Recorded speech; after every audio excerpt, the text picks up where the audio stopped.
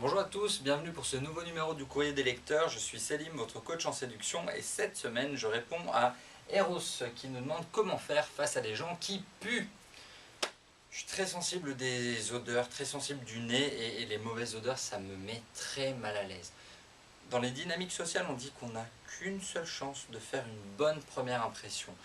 Et si je n'arrive pas à rentrer dans votre périmètre, c'est déjà compromis. Si une fille vous sent arriver à distance, mais que vous sentiez très très bon le parfum ou très très mauvais la transpiration, il y a quand même une différence. Il vaut mieux sentir un peu trop le parfum que la transpiration. On va prendre les fléaux du pas très bien au très très pire.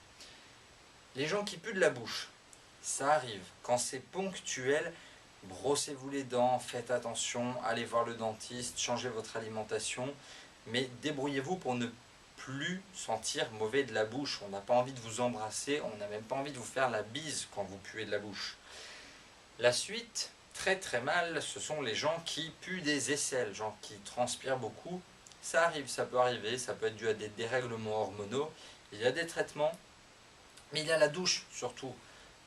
Il est incompréhensible, je ne peux pas comprendre les gens qui ne se douchent pas tous les jours avant d'aller dans des transports en commun ou avant d'aller à l'école ou avant d'aller au travail.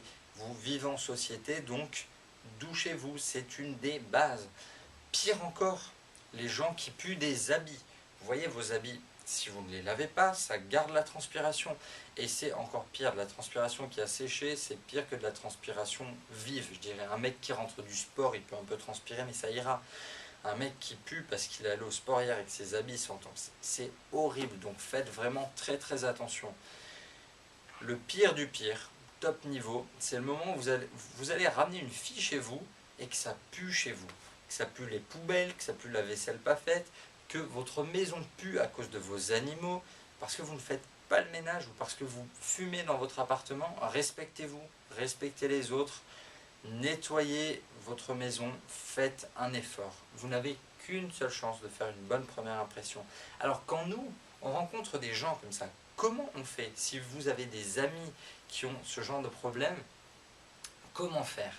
C'est un sujet qui est très délicat. J'ai vu un prof de sport dans ma salle de sport qui était terrorisé à l'idée d'aller dire à un mec qui courait, qui puait vraiment. Le mec puait terriblement, mais il ne savait pas comment lui dire sans le vexer. C'est ça votre premier challenge, ne pas vexer la personne.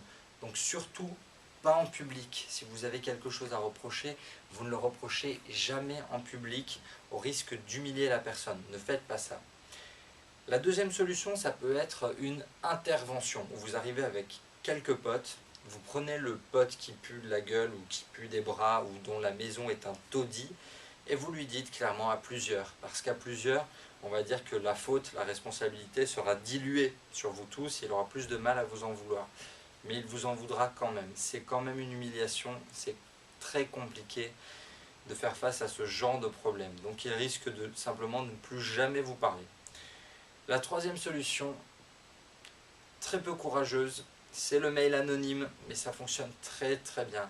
Un petit mail anonyme, non signé, pour exposer le problème à la personne. Écoute, je t'aime beaucoup, t'es vraiment un pote, ne cherche pas à savoir qui je suis, mais tu pues vraiment de la gueule et je peux pas te le dire parce que je t'aime vraiment beaucoup, donc fais quelque chose.